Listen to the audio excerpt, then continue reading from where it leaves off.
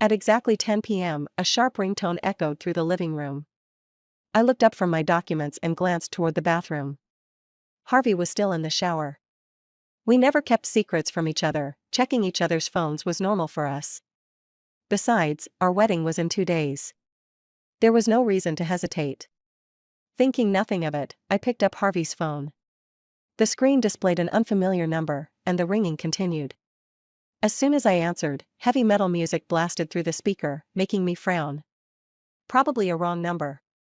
I was just about to hang up when a teary female voice stopped me. Harvey, I regret it. You're only marrying Lilith to get back at me, but you'll just end up hurting both of us. Ask me to marry you one more time, okay? This time, I'll say yes. As soon as she finished speaking, the noise on the other end faded, leaving an eerie silence. Unlike the person on the other end, holding her breath anxiously, I only found the situation absurd. Harvey's supposed ex-girlfriend, calling the night before his wedding, hoping to rekindle an old flame? The audacity. The sheer lack of self-awareness. Even more ridiculous was the fact that Harvey once told me he had never been in love. I gripped the phone, my gaze landing on the document in front of me, but the words blurred together. Who was that? Harvey walked out, a towel wrapped around his waist, drying his damp hair with one hand. I looked at him steadily, then, without a word, switched on the speakerphone under his puzzled gaze. Harvey, I'm at XX Club. I drugged myself. If you don't come in 30 minutes, I'll find someone else to take care of it. Harvey's hand froze mid-motion, his eyes flickering with panic. In the next second, he snatched the phone from me and hung up. I watched coldly, taking in his flustered reaction. It's probably just Johan and the guys messing around, trying to rush me. Don't mind her.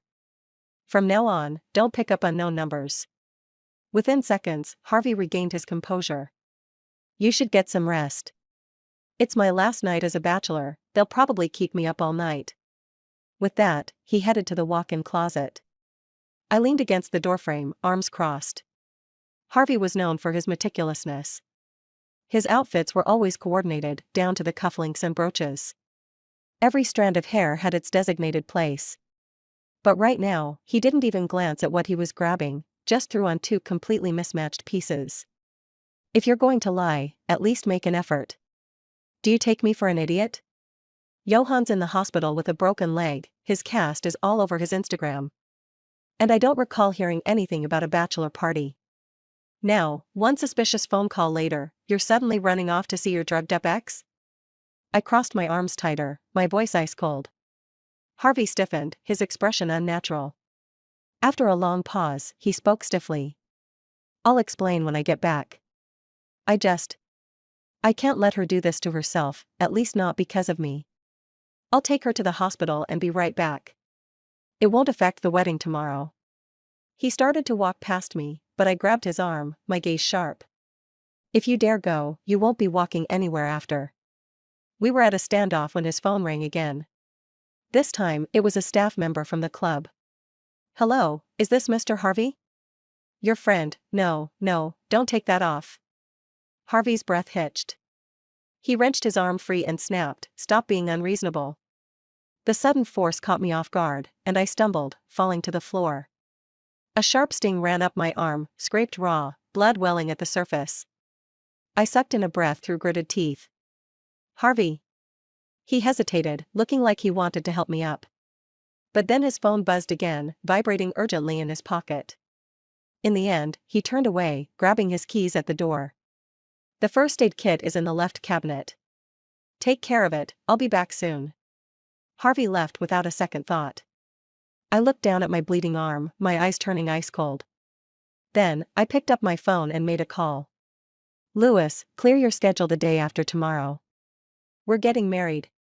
There was a long silence on the other end before Lewis cursed. Stay put. I'll handle the wedding. At a red light, Lewis turned to look at me for the 8th time. I finally lost my patience and glared at him. If you've got something to say, say it. Stop acting like a prissy little princess. Lewis clicked his tongue. So rude. Then, in a casual tone, he asked, by the way, which hospital do you want to go to? After agreeing to marry me over the phone, Lewis had hung up immediately. 30 minutes later, he was downstairs, waiting. The first thing he did when he saw me was glance at my injured arm. His brows knitted briefly, but he quickly relaxed and slipped back into his usual lazy demeanor. I expected him to interrogate me, to demand the full story behind this sudden groom swap. I even braced myself for his usual sarcasm. But instead, he took a different route entirely. I was momentarily speechless. Then, he smirked. "How about we go to Harvey's hospital? While they still think you're their future boss's wife, might as well take advantage." The light turned green, and the car merged into traffic. I watched the cityscape blur past and licked my dry lips. Then, I said, "Save me a front page slot. I'm going live." Lewis steered the car with one hand, lazily fishing out a bottle of milk with the other. Tossing it into my lap, he asked nonchalantly, "Announcing our love?" I smirked, my voice cold as ice. "No. Catching a cheater." The wound was bandaged quickly. By the time we left the hospital, it was nearly dawn. Without wasting a second, Lewis drove us straight to XX Club, afraid I might change my mind. And thanks to his status as the owner, finding Harvey's room number was effortless. I started my live stream and followed Lewis into the elevator. The moment the door opened, the scene inside was nauseatingly familiar. Harvey's breathing was ragged. "Naomi, stop. I'm taking you to the hospital." So that was her name. Naomi. I thought I was calm, but my trembling fingers betrayed me. Lewis reached out, steadying my phone as if shielding me. On screen, Naomi swayed against Harvey, gasping out a laugh. "I knew you'd come. When I heard you were getting married, I lost my mind. I dropped everything and flew back. You're marrying Lilith because she reminds you of me, her lips, her love for painting, her passion for musicals." Naomi chuckled smugly. "Admit it. You've always loved me. And I love you too." Harvey said nothing. Instead, he pulled her against the wall and kissed her. Darkness suddenly engulfed my vision. Lewis leaned close, whispering, "Don't look. It's disgusting." He shut off the stream, then gently led me out. Under the bright hallway lights, his face was filled with righteous fury. Muttering curses under his breath, he was angrier than I was. I couldn't help but laugh. At the same time, warmth spread in my chest. I patted his shoulder. Everyone in their social circle knew that whenever Lewis and Harvey met, a fight was inevitable. No one knew why. All they knew was that Harvey had always been the golden child in everyone's eyes. One day, Harvey would get Lewis in trouble with his family. The next day, Lewis would personally beat him up in retaliation. So when Harvey showed up at the wedding as the groom, the entire venue fell into stunned silence. Do I need to personally cue the next step? Lewis raised an eyebrow, smirking as he looked at the host. Let's welcome the bride." I slipped the ring onto Lewis's finger. Just as it was his turn, the banquet hall doors swung open. I thought it was Harvey, but instead, it was Johann, leaning on a cane. Lewis slid the ring onto my finger at lightning speed. I had no choice but to shift my gaze from the doorway, only to meet a pair of amused eyes. Isn't this supposed to be your wedding with Harvey?" After the ceremony, Johann came up to me, still visibly shocked. "Your friend Harvey was too busy to marry me. For all I know, he's still in bed with his old lover right now." I smiled, but there was no warmth in my eyes. "Impossible." Johann instinctively denied it. "Everyone knows you're the one he cares about the most. Last year, when you two were kidnapped, he gave up his chance to escape so you could get away. He's had feelings for you for a long time. When you studied abroad in college, he always found excuses to travel just to see you. He even worried you wouldn't like the food there, so he learned how to cook. And for all these years, he's only ever cooked for you." I wasn't in the mood for nostalgia, so I cut Johann off. "He gave me the chance to escape? That's because he broke his leg, he had no choice but to let me run for help. Those business trips? That's because Naomi just happened to be in the same country. I was just an afterthought. I only found out about this yesterday. As for his so-called cooking skills, he barely steps into the kitchen 10 times a year. Who was he really doing it for? I did plenty of foolish things for him too. Don't try to guilt-trip me. Since childhood, I had been Harvey's shadow. In middle school, I skipped classes for him and threatened any girl who got too close to him. I was so obsessed with him that my grades suffered. My family couldn't stand it anymore and sent me abroad. I didn't return until college. I didn't want to say more, so I played the security footage from last night on the projector. From the moment the door swung open to the unmistakable sounds of intimacy, Johann fell silent and left awkwardly. Naomi's existence was like a sharp claw, tearing apart Harvey's perfect facade. She made me see the rot beneath the surface. That night, fresh out of the shower, I lay on my bed in a silk nightgown, scrolling through messages from my best friend. You have no idea how satisfying it is, everyone online is tearing Harvey apart. His stock price just tanked. But why did you marry Lewis? I can't believe he agreed to help you. Are you guys sleeping together? I typed back. They're sworn enemies. Anything that pisses off Harvey, Lewis would love to do. It's just an act. But before I could send it, a hand reached over my head and snatched my phone away. I turned my head, only to find Lewis, stark naked, looming over me. He scrolled through my phone lazily before tossing it aside. Then, he lowered his gaze to meet mine, his brow arching slightly. From my angle, I could see his sharp jawline, the curve of his throat, the sculpted muscles of his chest and abs. And further down. I quickly averted my eyes. Clearing my throat, I forced myself to sound calm. Water dripped on me. But as I moved to push him away, the silk of my nightgown slid down, revealing my bare shoulder and a glimpse of my chest. Lewis's eyes darkened instantly. He grabbed my wrists and pinned them above my head. Who said I was just acting? Be good and bear with it. I was like a small boat caught in a storm, tossed around by the waves. By the time it was over, I had passed out from exhaustion. The next morning, I was barely conscious when my phone rang. Somewhere in the haze, I heard Harvey's furious roar over the line. You dare touch Lilith? The day after the wedding, I was shaken awake. Opening my eyes, I was met with an enlarged face inches from mine. Startled, I jerked back, only to wince in pain at the soreness from last night. Don't move. Let me massage it. The bedroom was silent. I lay face down on the bed, my face buried in the pillow. Lewis didn't say anything either, his hands pressing down just right. Drowsiness crept over me. Baby, don't fall asleep yet. We've got something urgent to do. His husky voice murmured against my ear, sending shivers down my spine. And then, he bit my earlobe. Memories of last night came rushing back. Snapping out of it, I gritted my teeth. Let go. And don't call me that. Got it, sweetheart. Lewis changed his words without missing a beat, so smoothly that I suspected he had called me baby on purpose just to mess with me. A sudden thought hit me. Aren't you supposed to be at work? Dressed in a crisp white shirt and tailored black trousers, Lewis looked like he had just stepped out of a fashion ad. He glanced at me. Did you forget what you promised me last night? Last night, overwhelmed by his relentless assault, I had surrendered and signed an unfair treaty. Get up and get dressed. We're registering our marriage today. Right. Last night, Lewis had forced me to agree to get legally married. From the very beginning, I had told him this wedding was just for show. There was no need to make it official. Lewis had agreed so easily back then. Sitting in the car, I suddenly felt like prey that had willingly walked into the hunter's carefully laid trap.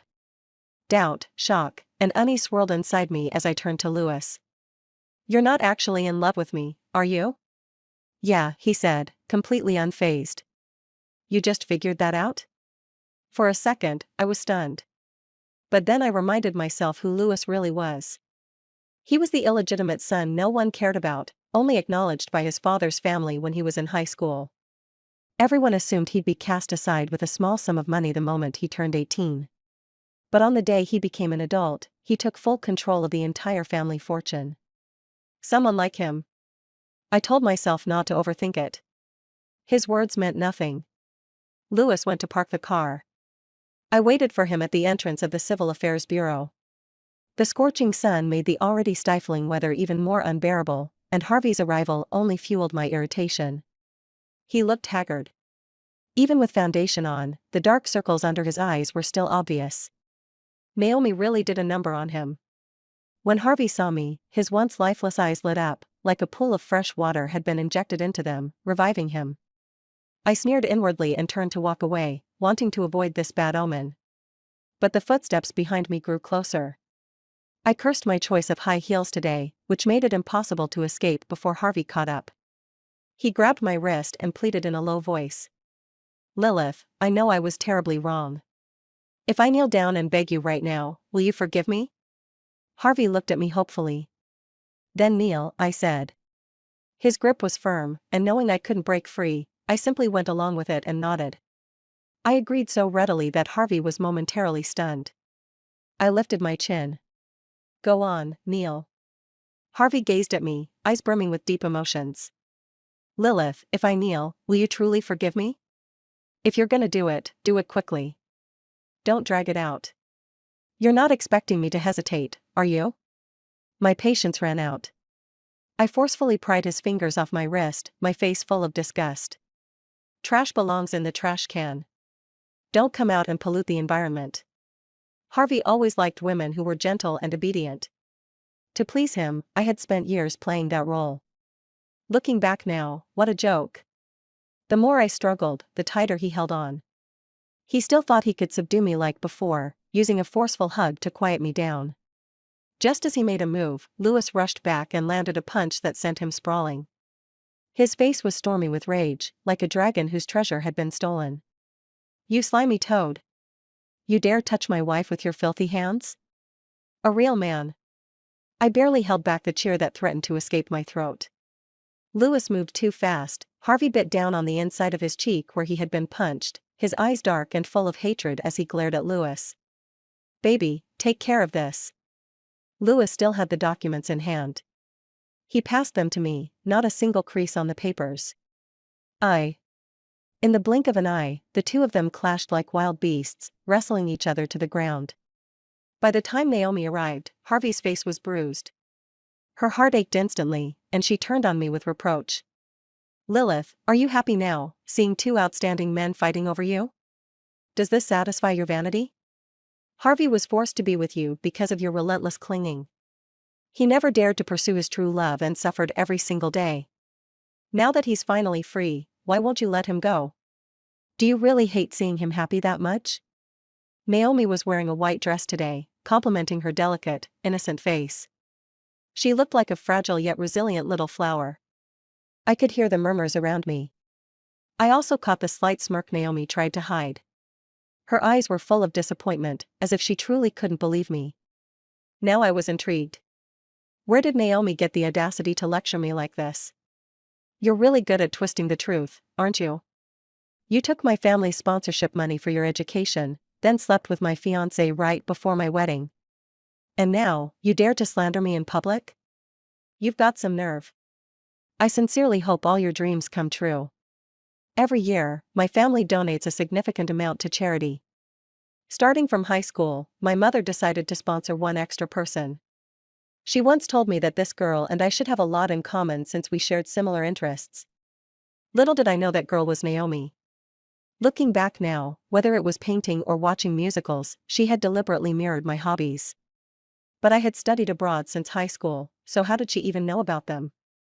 Lilith, I know you look down on people like us who come from nothing. You've been spoiled by flattery and can't handle a little harsh truth. But you're being too cruel. How could you slander me like that? Naomi's defiant tone snapped me back to the moment. I looked at her carefully, her eyes were brimming with unshed tears. The sponsorship was meant to help you get an education, not to train you to be a mistress and steal what doesn't belong to you. I held back Lewis, who was itching for a fight, and reached up to touch the bruise at the corner of his mouth.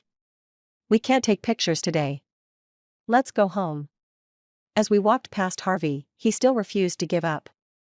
His voice was hoarse, trembling slightly, full of pitiful desperation. Lilith, I'm hurt. It really hurts. In the past, I would have rushed to his side without hesitation. Just like last New Year's Eve, when he got drunk and hit his head on the table. I had hurriedly fetched the first aid kit, tending to his wound while scolding him. You already have a lower pain tolerance than most people, yet you're still so careless. Serves you right. Outside, the city lights sparkled. Inside, it was just the two of us, warm and intimate. I had asked him gently, "Does it hurt?" "It does." Harvey, usually silent, had smiled at me then, his voice low and soft as he played the victim. He always knew how to make me go soft. But things were different now. "Harvey, you're pathetic. Still trying to act pitiful? Didn't you hear your little lover say I was bullying you? You just slept with her last night, and now you can't even protect her?" Lewis chuckled and added, "Of course not. Something handed over for free will never be as treasured as something hard-earned." Seeing me unmoved, Harvey clenched his jaw and turned his attack on Lewis. "Lewis, do you dare tell Lilith how you got your family fortune? Do you dare let her know how ruthless you are? That you even used your own mother for wealth? That you—" Slap. I struck him across the face. The moment my palm landed, a wave of satisfaction washed over me, as if all my pent-up frustration had found an outlet. Harvey looked at me in utter disbelief. I hadn't thought much when I raised my hand. I just knew I couldn't let him keep talking. I glanced at Lewis, his face pale, as if he had been dragged into some dark abyss. I grabbed his hand and pulled him away quickly. As for Harvey's words, who cared? The car ride was silent. I wanted to pull Lewis out of his thoughts, but I realized I didn't know much about him. I had only returned for university and spent all my time chasing after Harvey. Lewis and I barely had any interactions, just brief encounters at school or polite nods at social events. "Want a drink? I'll join you." "Sorry." We spoke at the same time. At a red light, he turned to look at me and smiled faintly. "I had planned to bring you home to rest after our marriage registration. Now, I think I should have just let you sleep." I'll take you home to rest." Since Lewis was acting as if nothing had happened, I wasn't going to push it either. After all, our relationship was purely transactional. Lewis returned late that night. He opened the door and saw me still awake, a little surprised. "Waiting for me?" I rolled my eyes, saved my document, and shut my laptop. He was damp from a shower, his hair slightly wet. A faint mix of alcohol and tobacco lingered around him. I pointed at him. "You stink. You're not sleeping in my bed tonight." He leaned against the doorframe and chuckled. "All right. I just came to inform you.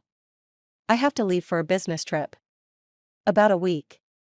Lewis was away on a business trip, but my life remained unchanged.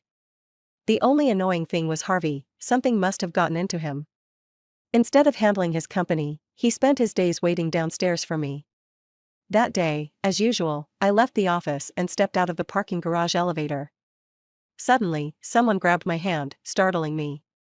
"It's me, Lilith." Harvey's gaze swept over me greedily from head to toe. "What the hell do you want?" I snapped. If I ever had any lingering romantic illusions about him, they were long gone. These days, I felt nothing but the urge to grab a knife. If Harvey showed up, I'd slash him on the spot.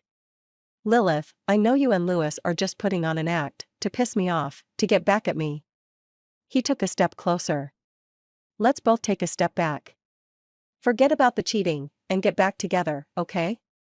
I looked at him, completely dumbfounded by his shamelessness. "Let's get one thing straight, the only one who cheated was you. And Lewis is my husband. Sleeping together is perfectly normal." All right, don't get mad." Harvey chuckled indulgently, looking at me as if he were soothing a tantrum. "I'm here today mainly to tell you, Lewis's company is in trouble. His cash flow just got cut off.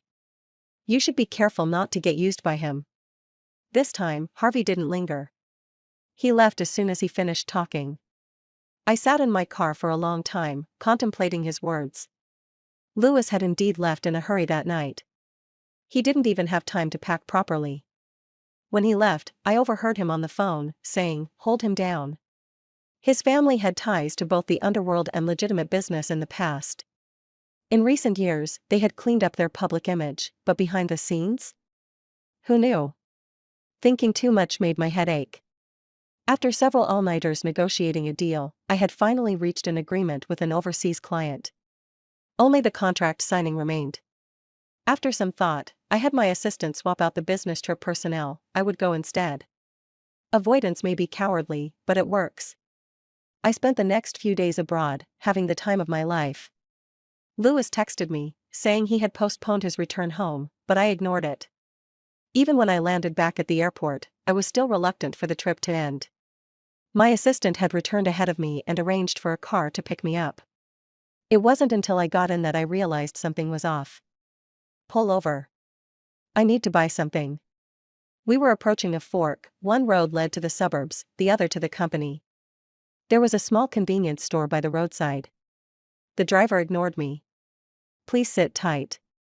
I caught his eyes in the rearview mirror. He was wearing a mask, but his gaze held a subtle warning. A chill ran down my spine. I sat quietly. A kidnapping. Resisting head-on wasn't a smart move. Was I the target, or was I being used against Lewis? After all, our wedding was a high-profile event. And in business, making enemies was inevitable. My thoughts ground to a halt the moment I saw Naomi. A strange mix of frustration and disbelief filled me. I looked into you, I said, bound to a pillar. You're talented at painting. Your mentor thinks highly of you. You have a bright future ahead. Is it really worth ruining your life for a man? But a woman in love doesn't think rationally. Naomi pressed a blade to my face. You wouldn't understand, she said. You grew up in a loving family, pampered like a princess. You attended an elite school with the best resources. And me? I had to rely on your leftovers. You shined so brightly. She raised her hand to my face, forcing my eyes open. See these rough hands? Can you believe they belong to a young woman? Born in hardship, raised in misery, that's me. When I was beaten half to death, Harvey saved me. In that moment, he was like a beacon of light. Such a privileged man, yet he didn't despise my filth. He cleaned my wounds so gently and asked if it hurt. From that moment on, I swore I would become the woman standing beside him. For a second, I wasn't sure whether to pity her or despise her. I could already guess what happened next. Naomi got into school with excellent grades, learned that Harvey and I had grown up together and were deeply connected. She imitated me to catch his attention, gradually revealing her true self once she had him hooked. Until, eventually, she had him entirely under her control. I suddenly understood. You have this much skill, why not use it for something better? Naomi scoffed. Men don't like strong women. But you, she seethed, you're the most despicable of all. Her jaw clenched, voice filled with hatred. Harvey ran away from your wedding. You've slept with another man. You barely acknowledge him. But why does he keep coming back to you? What kind of witchcraft did you use? Because he's pathetic, I said without hesitation. I thought Naomi would argue, she loved Harvey so much. Instead, she froze. Then, she burst into laughter. She laughed so hard that tears streamed down her face. You're right. He is pathetic. But I still can't accept it. So I prepared a little game. A bad feeling crept over me as I saw the eerie smile on her lips. She pulled out a remote control and pressed a button. The wooden planks beneath me shattered, revealing what lay beneath. We were in a warehouse built over the sea. One more press of that button, and I'd drop straight into the waves, hands tied, with no chance of survival. I want to see, between you and me, who Harvey will choose. Naomi had lost her mind. As she walked toward me, the fragile wooden floor groaned under the weight. In that moment, I genuinely wanted to kill Harvey. Screw his reckless flirting. Screw this twisted life or death game. Screw this entire psychodrama. I could only hope my assistant had realized something was wrong and called the police. Time ticked by. I took deep breaths to stay calm. Naomi, let me go, and I promise, I'll stay far away from Harvey. I can even make sure you become his wife. You see? You're still looking down on me. Naomi sneered. Her laughter echoed in the empty warehouse, sending chills down my spine. If Harvey chooses me, then you die. If he chooses you, then I'll take you down with me. I stared at her. You're insane. Suddenly, there was a burst of hurried and messy footsteps at the door. Hope flared in my eyes as I fixed my gaze on the first person to step in. The warehouse doors swung wide open, it was Harvey. My hope was instantly extinguished. Lilith. My emotions were on a roller coaster, surging higher than they ever had before. Lewis's voice at this moment was nothing short of heavenly music to my ears. Lewis. I stared at him, eyes gleaming. The moment Lewis stepped in, Naomi pressed a knife against my neck, her voice turning hysterical. Because standing behind Lewis were more than a dozen bodyguards. Tell them to leave. Make them leave. If you so much as touch her, I swear, even after you're dead, your body won't rest in peace. Harvey frowned deeply and took a step forward. Naomi, let Lilith go. I'll go with you and turn myself in. I wanted nothing more than to shove Harvey's head straight into the ocean. Did he think Naomi hadn't been pushed to the edge enough already? Why did I have to suffer the consequences of his stupidity? Sure enough, Naomi's grip on the knife tightened. I was forced to tilt my head back, sharp pain shooting to my brain. Lewis's eyes turned red in an instant. In one swift motion, he kicked the driver beside him. The burly man, well over 6 feet tall, crumpled to the ground. It was so brutal I could actually see the sweat breaking out on his forehead, almost instantly. Naomi's face turned ashen. Lewis, no matter what, I was the middleman between you and Lilith. You're just going to discard me after using me? You think you're worthy? Lewis shot me a reassuring glance before turning back to Naomi, his gaze as cold as death. What do you mean? Harvey, playing dumb at this point is just embarrassing. Take him down. Lewis's bodyguards had already positioned themselves. At his command, they moved. Harvey didn't even have a chance to struggle. You never expected that one reckless night would dig up your family's years of dirty secrets. So you embezzled funds, trying to cut off my financial resources. 1. To bring me down. 2. To win back Lilith, using her to plug the hole in your family's sinking ship. Lewis pressed the sharp tip of his polished leather shoe against Harvey's chin, a humiliating stance. You didn't expect Lilith to be so resolute, so you had Naomi kidnap her, planning to swoop in and play the hero. With a life-saving debt hanging over her, even if you couldn't control her, at least you'd have your own safety net.